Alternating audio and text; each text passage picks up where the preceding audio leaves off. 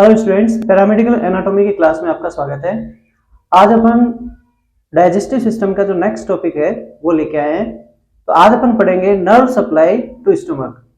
देखिए, जो nerve supply है, जो स्टमक को जो नर्व सप्लाई हो रही है, उसमें ऑटोनोमिक जो नर्वस सिस्टम होता है, जैसे हमारा जो नर्वस सिस्टम है उसमें जो एक नर्वस सिस्टम का एक जो पार्ट है ऑटोनोमिक नर्वस सिस्टम।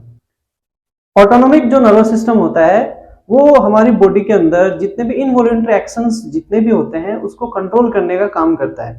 तो ऑटोनोमिक नर्वस सिस्टम आगे जाके दो डिवीजन में डिवाइड होता है, जैसे एक हो गया आपका सिंपैथेटिक नर्वस सिस्टम एंड एक पैरासिम्पैथेटिक नर्वस सिस्टम।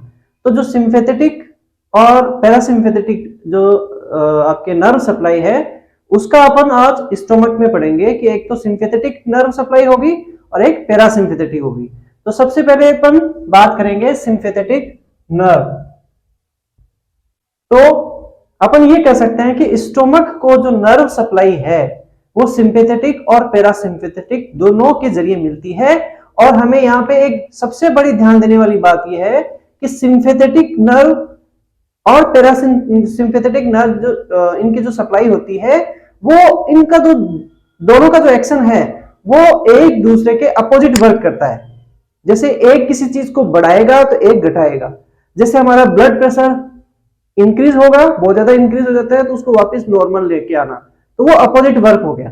तो ऐसे सिंपैथेटिक और पैरासिम्पैथेटिक दोनों एक दूसरे के अपोजिट वर्क करते हैं। अब अपन बात करते हैं sympathetic nerve supply. Sympathetic nerve supply, तो देखिए सिंपैथेटिक नर्व सप्लाई जो है कहां से ये एराइज होती है, कहां पे क्या होता है, ये हमें ध्यान में रखना है। ये स्पाइनल कॉर्ड के जो सेगमेंट होते हैं T6 से T10, तो ये कहां से डेराइव होती है, डेराइव फ्रॉम T6 यानी थोरेसिक, T6 से T9। थोरेसिक में 6 से लगा के 10 तक का जो सेगमेंट है of spinal cord, spinal cord, यहां से ये डेराइव होगी। T6 T10 जो स्पाइनल कॉर्ड का एक सेगमेंट है, T का मतलब थोरेसिक, तो थोरेसिक यानी T6 से T10 जो सेगमेंट है उसमें यहां से क्या होगा, ग्रेटर स्प्लैक्निक नर्व, ग्रेटर स्प्लैक्निक नर्व यहां से निकलना शुरू होती है। यहां से सीलियक फ्लेक्सस,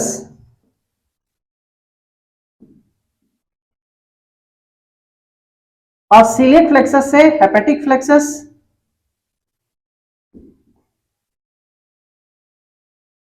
यहां पे अपन ये कह सकते हैं कि सिंपैथेटिक नर्व सप्लाई में स्प्लैक्निक जो नर्व है ये इसका मेन पार्ट है, ये हमें ध्यान में रखना है, ग्रेटर स्प्लैक्निक नर्व। हेपेटिक फ्लेक्सस हो गया। उसके बाद में अपन ये कह सकते हैं हेपेटिक फ्लेक्सस, यानी यहां पे अपन कह सकते हैं सिंपैथेटिक सप्लाई, ये सारा कुछ क्या है, सिंपैथेटिक सप्लाई का एक रूट चार्ट हो गया, sympathetic supply to stomach.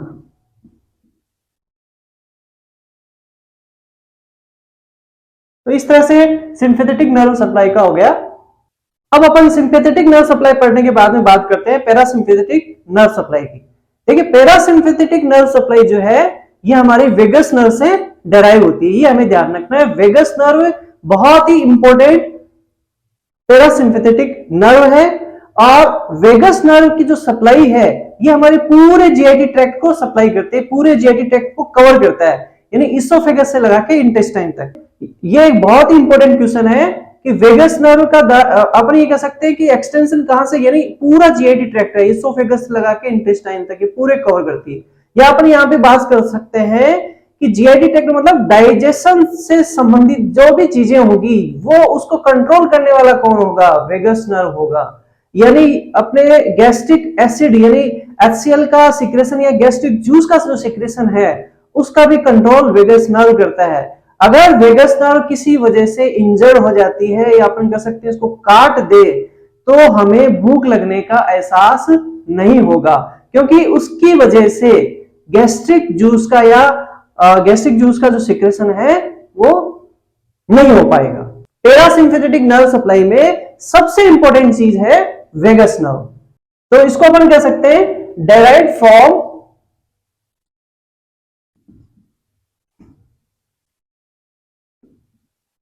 Vagus. अब ये जो वेगस नर्व है ये आगे जाके देखिए इसोफेजियल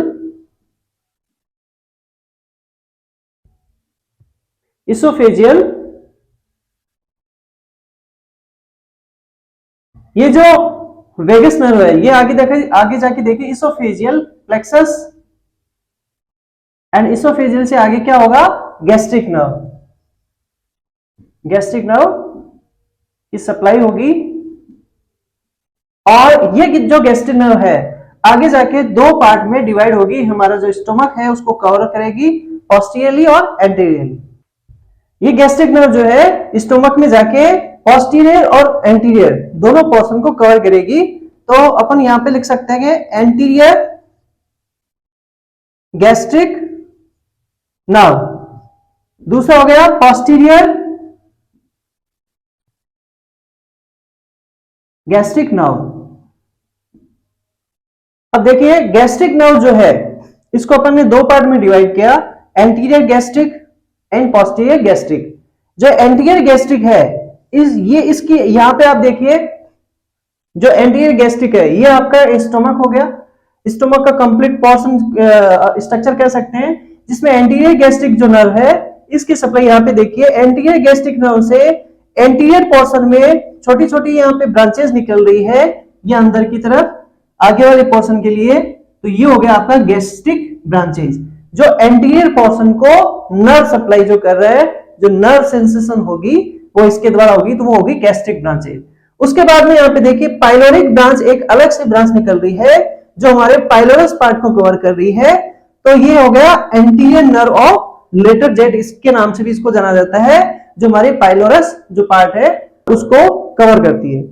तो एंटीरियर गैस्ट्रिक जो है एक तो होगी इसकी पाइलोरिक ब्रांच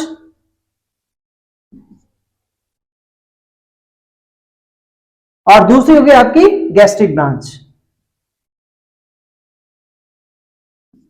ऐसे ही पोस्टीरियर गैस्ट्रिक नर्व है जो ऊपर के डायग्राम में आपको दिखाई दे रहा है, posterior gastric nerve supply stomach के पोस्टीरियर पोर्शन को नर्व सप्लाई, यानी इसमें यहां पे आपकी ये देखिए पोस्टीरियर पोर्शन में एक छोटी छोटी ब्रांचेस यहां पे आपको दिख रही है, इन ब्रांचों को गैस्ट्रिक ब्रांचेस कहते हैं। और ये क्या कर रही है पोस्टीरियर जो पोर्शन है उसको नर्व सप्लाई कर रही है, यानी नर्व सेंसेशन जो है वो इसके कंट्रोल में आ रहा है। यहाँ पे देखिए एक अलग से छोटी सी ब्रांच और ये है सीलिएक ब्रांच, ये एक अलग से ब्रांच हो गई। और आगे जाके यहाँ पे ये देखिए जो पोस्टीरियर गैस्ट्रिक नर्व है ये आगे जाके पाइलोरस पार्ट को नर्व सप्लाई कर रही है, यानी पोस्टीरियर लेटर जेट के भी नाम से इसको जाना जाता है। तो अपन ये कह सकते हैं कि पोस्टीरियर गैस्ट्रिक नर्व है एक तो इसकी होगी सीलिएक ब्रांच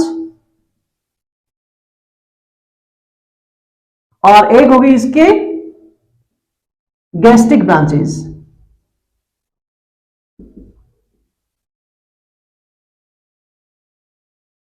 तो ये है एक तरह से आपके पैरासिम्पैथेटिक नर्व जो सप्लाई है उसका क्लासिफिकेशन।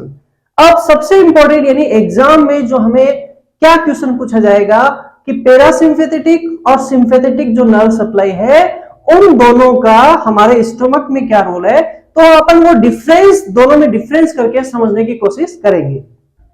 तो अब अपन पैरासिम्पैथेटिक और सिंपैथेटिक इनके जो दोनों के जो एक्शन है उसमें डिफरेंस समझेंगे, इसी से क्वेश्चन सारे क्लियर होते हैं।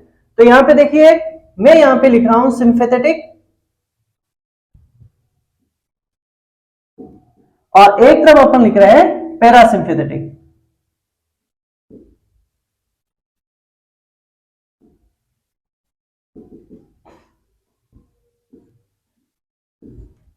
देखिए सिंपैथेटिक का जो मेन काम है वो सिंपैथेटिक एक तरह से वेसोमोटर का काम करती है। तो अपन बात कर सकते हैं वेसोमोटर, यानी हमारी जो ब्लड वेसल्स जो है ब्लड वेसल्स की एक्टिविटी को कंट्रोल करके रखना, उसको रेगुलेट करना, वो काम हो गया वेसोमोटर। सिंपैथेटिक जो है ये हमारा जो स्टोमक के अंदर पाइलोरिक स्फिंक्टर जो हमने पढ़ा था उसके स्ट्रक्चर में, उसके एनाटॉमी में पाइलोरिक स्फिंक्टर के कॉन्ट्रैक्शन, पाइलोरिक स्फिंक्टर में कॉन्ट्रैक्शन जो है उसके लिए ये जिम्मेदार होती है। तो अपन कह सकते हैं पाइलोरिक स्फिंक्टर कॉन्ट्रैक्शन, उसके लिए हमारा सिंपैथेटिक जो नर्व है वो उसके लिए जिम्मेदार होता है। यहां पे सबसे इंपॉर्टेंट चीज बात देने वाली ये है कि इस पाइलोरिक स्फिंक्टर कॉन्ट्रैक्शन यानी यहां पे जो पाइलोरस पार्ट होता है हमारे स्टोमक का, वहां पे किसी मसल्स की स्पेसिफिक स्ट्रक्चर की वजह से एक वॉल बनता है, उसी वॉल को पाइलोरिक स्फिंक्टर बोलते हैं। यानी यहां पे तो इसका कॉन्ट्रैक्शन होगा, बाकी जो भी मस्कुलर आपके मसल्स की जो स्ट्रक्चर है आपके पूरे स्टोमक में, वहां पे जो उसका कॉन्ट्रैक्शन उसको इनहिबिट किया जाएगा, वहां पे उसके कॉन्ट्रैक्शन को इनहिबिट करते हैं। पाइलोरिक स्फिंक्टर के कॉन्ट्रैक्शन के लिए सिंपैथेटिक नर्व सप्लाई इसके लिए जिम्मेदार है, उसको कंट्रोल करती है। शेष मस्कुलर स्ट्रक्चर जितनी भी होती है स्टोमक के अंदर, उसको इनहिबिट करने का काम हमारे सिंपैथेटिक करता है, ये हमें ध्यान रखना है। लेकिन पाइलोरिक स्फिंक्टर जो है उसको कॉन्ट्रैक्शन यही करेगा। इसके अलावा सबसे इंपॉर्टेंट चीज ये है, ये एक चीप पाथवे है सेंसेशन के लिए, पेन सेंसेशन के लिए। यानी जो भी हमारे स्टोमक के अंदर किसी वजह से किसी तरह का अगर कोई पेन होता है, उस पेन सेंसेशन के लिए एक चीप पाथवे है हमारा सिंपैथेटिक नर्व सिस्टम। तो यहां पे आप लिख सकते हैं chief pathway for nerve sensation.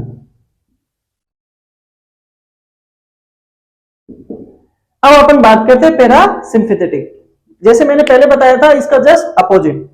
देखिए पैरासिम्पैथेटिक नर्व जो सप्लाई है स्टोमक में, अपन ये कह सकते हैं ये एक तरह से सिक्रेटो मोटर है स्टोमक के लिए। यानी स्टोमक में जो भी सिक्रेशंस जो होंगे उनके लिए जिम्मेदार जो है वो हमारा पैरासिम्पैथेटिक है। तो यहां पे मैं लिख रहा हूं सिक्रेटो मोटर, जितने भी सिक्रेशंस होंगे उनके लिए पैरासिम्पैथेटिक रेस्पॉन्सिबल है। यानी सिक्रेटो मोटर, तो यहां पे अपन बात कर सकते हैं गैस्ट्रिक एसिड के सिक्रेशन के लिए। यानी जो जठर रस है स्टोमक के अंदर या गैस्ट्रिक जूस है उसका सिक्रेशन धीरे धीरे जो कंट्रोल होगा उसके सिक्रेशन के लिए वो हमारा पैरासिम्पैथेटिक होगा। अब जैसे यहां पे पाइलोरिक स्फिंक्टर जो है कॉन्ट्रैक्शन या इसमें जो भी डायलेशन जो हो रहा था, लेकिन यहां पे क्या होगा, पाइलोरिक स्फिंक्टर में कॉन्ट्रैक्शन इनहिबिट होगा। तो पाइलोरिक स्फिंक्टर इनहिबिट, उसको रोका जाएगा। तो ये अपोजिट वर्क हो गया। तो इस तरह से हमने जो नर्व सप्लाई है हमारी जो स्टोमक के लिए वो हमने पढ़ ली है। नेक्स्ट टॉपिक जो है हमारा वो अपन नेक्स्ट क्लास में लेके आएंगे। तब तक के लिए थैंक यू।